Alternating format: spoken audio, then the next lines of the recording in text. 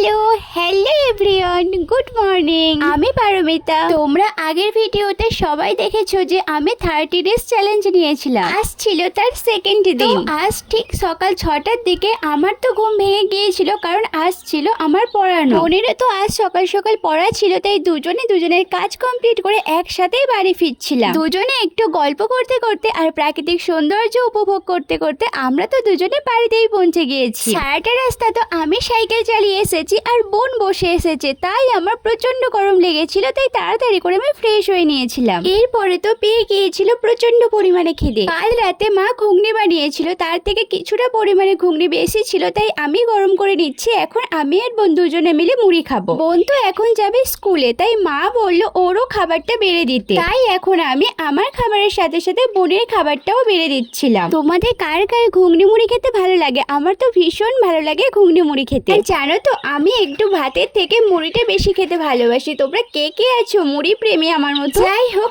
এরপরে তো আমি আর বোন দুজনে মিলে খাওয়া দাওয়া কমপ্লিট করে নিলাম। এরপরে তো বাইরে এসে দেখলাম বাইরে পড়ছে এখন বৃষ্টি। এখন আমার বোন বার হয়েছে স্কুলে যাওয়ার জন্য, তাই ও কিছুক্ষণের জন্য দাঁড়িয়ে গেল বৃষ্টি থামার অপেক্ষা করছে। দীর্ঘ আধা ঘন্টা দাঁড়িয়ে থাকার পরে একটু বৃষ্টি থামলো, তাই বোন আর 1 মিনিটও দেরি না করে ও বার হয়ে গেল স্কুলের উদ্দেশ্যে। এরপরে তো আমি ঘরে এসে দেখলাম যে ঘরের তো পুরো নাজেহাল অবস্থা হয়ে আছে। এখন তো আমি এক চুটকিতে পুরো ঘরটাকে গুছিয়ে নিলাম। ভিডিওতে তো তোমরা দেখলে কত তাড়াতাড়ি আমার ঘরটা গুছানো হয়ে গেল, কিন্তু এই ঘরটা গুছাতে আমার টানা আধা ঘন্টা সময় লেগেছে। এরপরে তো আমি বসেছিলাম একটু পড়াশোনা করতে বসে কিন্তু পড়াশোনাতে মনোযোগ করতে পারছিলাম না, কারণ মা রান্নাঘরে বানাচ্ছিল গরম গরম চিকেন কষা। তাই আজ আমি অপেক্ষা করছিলাম যে কখন মা রান্নাটা কমপ্লিট হবে। সকালে তো পড়াতে যাওয়ার সময় আমি চুলে বিনুনি করে গিয়েছিলাম, তাই এখন চুলের বিনুনিটা খুলে একটা খোপা করে নিলাম। আজ দিনটা আমার ঠিক এইভাবেই কাটলো। আজ তাহলে আসি, দেখা হচ্ছে তোমাদের সাথে আবার নতুন একটা ভিডিও নিয়ে। ততক্ষণ তোমরা খুব ভালো থেকো, বাই বাই।